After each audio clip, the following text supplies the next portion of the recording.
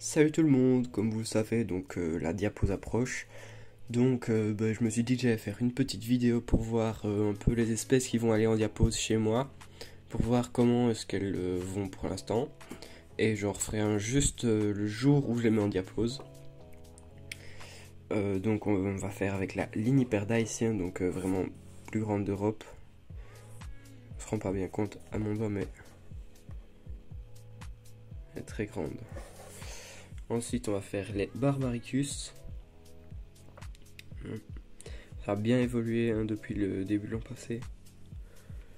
On va faire les Herculanus. Celle-ci, pas trop d'évolution depuis que je les ai eus. Il y avait juste un petit peu de couvain. Et les cocons, ce n'est pas d'ailes. Je vous expliquerai en privé si vous voulez. Sinon, voilà. Et les Lasius SP noirs de Belgique. Voilà. Comme je vous dis, il y a deux espèces qui ont quitté mon élevage. J'ai enlevé une Lasius SP noire et la Tetramorium. Ces deux-là, elles sont parties. Je les ai données à des gens qui en voulaient. Comme ça, il y a des nouvelles personnes qui vont pouvoir commencer l'élevage. Donc, c'est pas plus mal. Vous l'entendez peut-être un peu dans ma voix, je suis malade, mais ça va. Dans les espèces, il reste encore là, dedans, il reste encore 4 espèces. Et je vais aller à la bourse aux insectes de Serein, Insectorama. Et là-bas, j'ai parlé avec All for Ant, c'est aussi un vendeur de matériel et de fourmis. Il m'a dit qu'ils auraient quelques espèces, dont une qui m'intéresse grandement et que je pourrais vraiment prendre, mais j'y réfléchis encore. Donc on verra bien. Mais je pense que j'apprendrai et peut-être une autre, mais on verra. Je n'en dis pas plus, sinon ce sera beaucoup du matériel style abreuvoir, parce qu'à un moment j'en ai pas assez pour toutes les espèces. Et des nids aussi, parce que des fourmis sans nid, ça va être un peu compliqué, même si vous voyez j'en ai quand même quelques-uns là en dessous. Sur Instagram on m'a demandé qui étaient mes principaux fournisseurs pour les fourmis. C'est bien simple, Celle-ci de chez Fourmis Châtaignier du concours, encore un grand merci à lui. Celle-ci sur Ant House. Les Herculanus là sur Ant House aussi. Les Lasius, c'est moi qui ai trouvé. Meni, ça c'est Ant House. Les deux à côté c'est Fourmiome. J'en ai encore deux autres de Ant House là-bas derrière, mais voilà. La fourmilière là où il y a les Messor Barbarus, elle me vient de chez Ant on Top. Sinon c'est des boîtes toutes simples Ikea, on se casse pas la tête. Oui, les boîtes Ikea, soit vous pouvez faire un nid pour des Acromyrmex ou des Atta. Ça c'est vous qui voyez, ça marche très bien ce que j'ai vu. Et à part ça, franchement, la peau de miel avec son nid spécial aussi, ça c'est du AliExpress. Voilà, je voulais juste essayer que ce ne soit pas trop cher, mais d'avoir quand même de la place, et vous le voyez, bien grand quand même, des grandes galeries ici pour que les peaux de miel puissent se suspendre. Et maintenant, assez de blabla, on va commencer tout de suite. Je vais passer en macro et on va vous montrer ces 4 espèces là. Nous voilà donc passés en macro. Ici vous pouvez voir la Camponotus liniperda. En dessous il y a encore pas mal de larves. Celle-ci on est à 4 ouvrières, donc 1, 2, 3 et la quatrième qui est... je ne la vois pas dans l'air de chasse. Où est-ce qu'elle est la quatrième? Ah, elle est en dessous de la reine. Elle est en dessous de la quatrième. Oui, elle est arrivée en bonne santé, pas d'acariens. Les ouvrières, elles sont arrivées en fin de saison. La diapose approchait déjà, donc le couvain n'a pas trop évolué. Je les ai nourries. J'avais une toute grosse larve, mais elles l'ont mangée, je pense, parce qu'elle a disparu du jour au lendemain. Voilà. On la trouve dans l'Europe centrale, plus ou moins.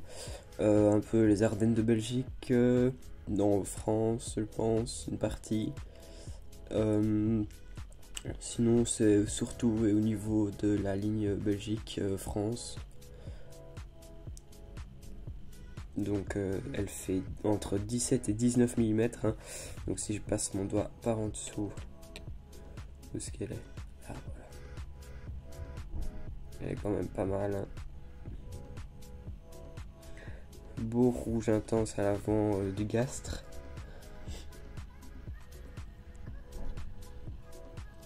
Là on voit bien sur la tête de la reine les 3 petites ocelles.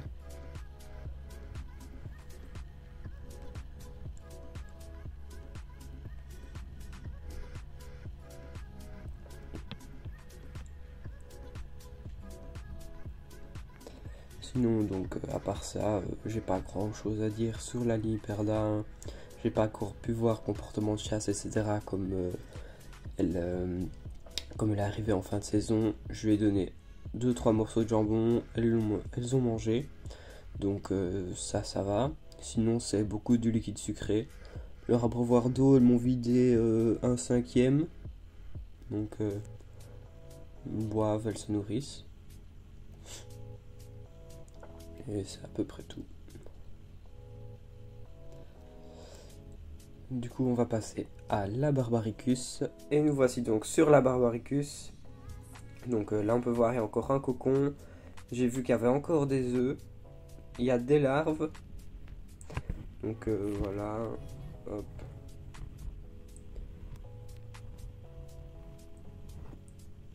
Ici une petite gardienne. On voit bien le thorax orangé sur celle-ci. Donc ici j'ai le cocon, il est de la 3e génération, hein, donc ça va être la 3e génération de cette reine-ci. Donc elle va toujours nickel. Juste au début ça a été compliqué, j'ai perdu 4 ouvrières sur 6. Donc elle a eu un peu de mal de reprendre, mais une fois qu'elle a repondu et qu'il y a eu des larves, ça s'est passé nickel. Donc là on peut voir qu'elle va vraiment nickel, puisqu'elle elle repond. Là, pas mal d'ouvrières, je pense qu'on était à 13. Attendez, je vais compter vite fait. 1, 2, 3, 4, 5, 6, 7, 8, 9, 10, 11, 12, 13. Ouais, on est à 13 ouvrières.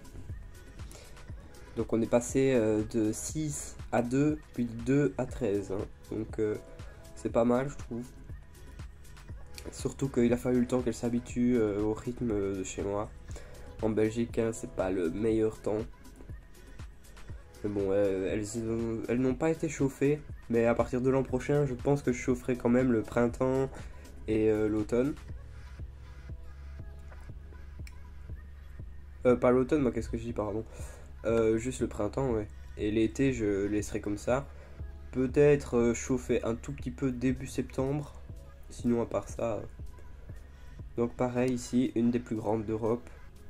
Donc elle vient de la Grèce, du sud de l'Espagne, du Maghreb, donc tout le nord de l'Afrique, tout ce qui est bassin méditerranéen en fait. Enfin, quoique en France, je suis pas certain. France, Italie est liée aussi. France, je pense pas. Donc vraiment, elle a des belles ouvrières, des beaux majors après qu'on aura normalement. Elle se nourrit bien, elle chasse, donc ouais, comme toutes les campos noires, hein, on peut voir dans le gastre qu'il y a des lignes blanches quand elles ont beaucoup bu ou quoi. Donc, j'ai dit campotus noires, hein, mais elles sont pas noires, elles ont le thorax orange. Donc voilà. Dans l'aire de chasse du nid pour la Myrmecocystus, celle-ci. Parce que je voulais pas trop mettre encore dans le sable désertique, hein, parce que ça c'est un vrai bordel, elle m'en fout partout, le bordel dans les ADC c'est n'importe quoi. Mais bon, c'est des campos quoi. Les Messors pareil, hein, les Messors Capitatus, celle-ci elles m'ont foutu un de ces bordels dans le ADC. J'ai dû d'ailleurs la changer il y a pas longtemps. J'ai repris la même, mais comme j'avais 2 fois la même, donc j'en ai refait une deuxième.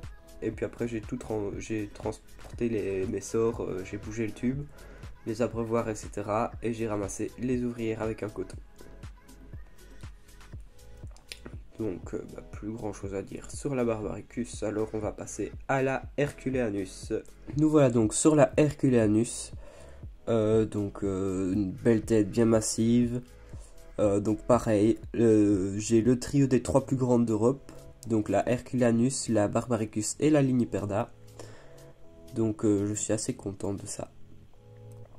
Donc là on peut voir les petites larves. Et les cocons, comme je le disais, elles ne sont pas des Herculeanus.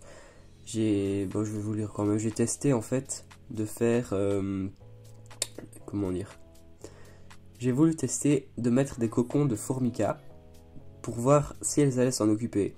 Et résultat, j'en avais mis 6 je pense dans celle-ci. Elles m'en ont ouvert 2 mais elles ont tué les ouvrières dedans. Et donc ceux-ci, elles les ont pas encore ouverts. Donc c'est un échec total. Mais bon, c'est pas grave, hein, c'était juste un test comme ça. Ça ne peut pas faire de mal à la colonie, hein, je pense.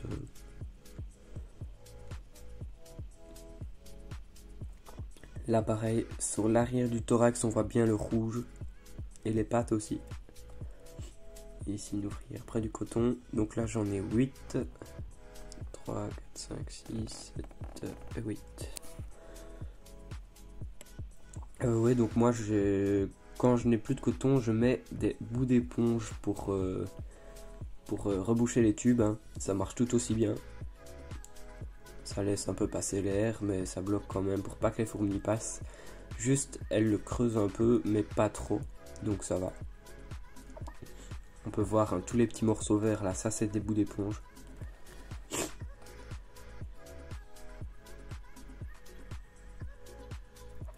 Ici aussi on peut voir les petites ocelles sur la tête de la reine. Donc elles sont vraiment magnifiques, hein. Les ouvrières ressemblent fort aux Liniperda, mais en un tout petit peu plus petites de 1 mm à mon avis. Et au niveau de la reine, la Liniperda a une tête moins massive. Et le rouge c'est sur l'avant de l'abdomen. Et il y a un tout petit peu aussi sur le thorax. C'est vraiment les différences et un peu la taille aussi. Mais sinon, c'est pas tellement différent. C'est vraiment une cousine proche. Donc voilà, je pense que j'ai dit à peu près tout sur la Herculeanus. Donc elle me venait de chez Anthouse.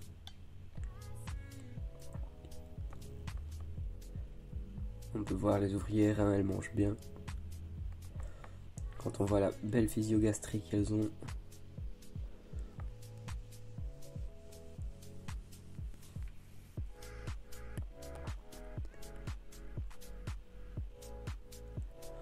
Et on va passer aux dernières, donc les Lassus SP noirs de Belgique. Donc voilà les Lassus SP noirs. Donc là on peut voir une belle reine, une bonne santé. Donc j'en avais mis 4 au départ, hein, elles se sont entretuées, mais c'est la nature, c'était exprès pour reproduire comme dans la nature. Donc vous voyez que ça s'est pas mal développé, hein. Je pense que je dois avoir une 40aine d'ouvrières. Donc hop.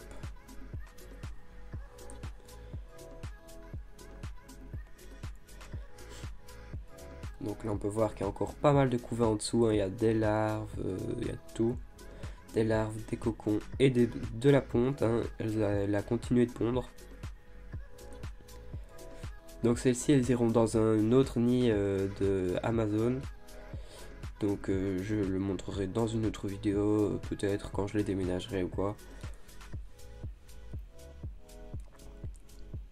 Enfin, dans le nid Amazon, ce sera soit elle, soit la nouvelle que je vais prendre à la bourse aux insectes. Donc on verra bien, mais je pense que ce sera quand même celle-ci et que j'achèterai un nid pour celle que je vais acquérir.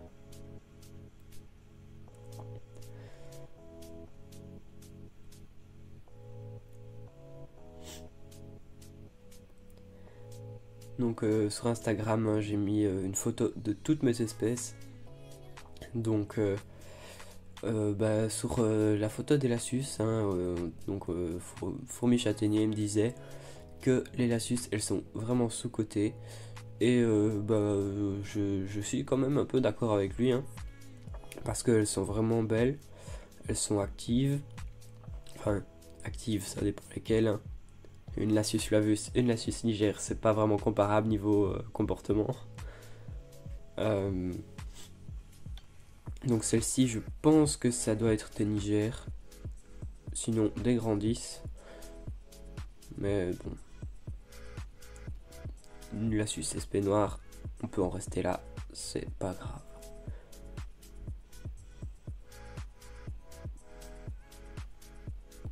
Ici on peut voir qu'il y a encore des déchets de cocon. Donc là on peut voir aussi des larves, hein, sous les ouvrières. Je vais essayer de tourner un peu le tube.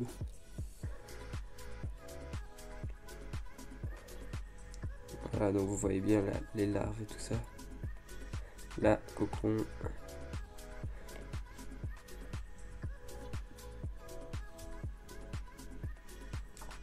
Encore pas mal de naissances qui vont arriver. Peut-être cette année, hein, on ne sait pas.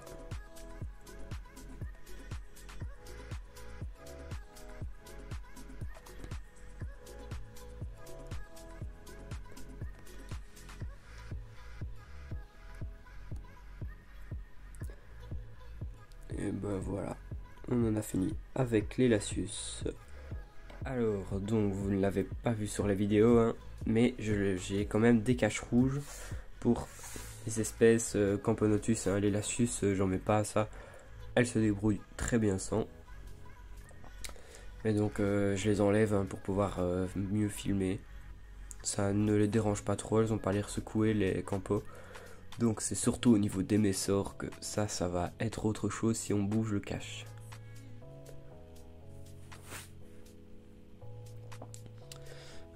Si vous voulez passer à la bourse aux insectes à Sectorama, vous pouvez m'envoyer un message privé sur Instagram si vous voulez qu'on se rencontre ou quoi pour parler de fourmis ou même totalement autre chose, juste des questions ou quoi vous auriez, ou même juste de pouvoir dire j'ai rencontré la myrméco belge. On sait jamais, on sait jamais. Donc ici, oui, comme je disais, ils ont bu un peu dans l'abreuvoir, hein, les Campo Viniperda. Celle-ci aussi, hein. Donc là, au début du tube, j'ai vu qu'il y avait un peu d'humidité, donc je pense qu'elles m'ont ramené un petit peu d'eau dans le nid. Mais c'est pas grave, je les laisse gérer parce que c'est la première fois que j'en voyais. Je leur avais proposé donc un nid, un tube sec et un tube humide. Elles ont choisi le sec. Alors je vais les laisser dans un tube sec pour le moment. Et quand elles passeront en nid, là je pense que j'humidifierai un côté et je verrai de quel côté elles vont, sec ou humide. Et puis en fonction de ça, j'humidifierai l'autre côté ou j'arrêterai d'humidifier le premier. Donc tout est dit pour aujourd'hui, hein. Je pense qu'il y aura une autre vidéo sur les espèces qui ne vont pas en diapose qui va sortir dans peu de temps.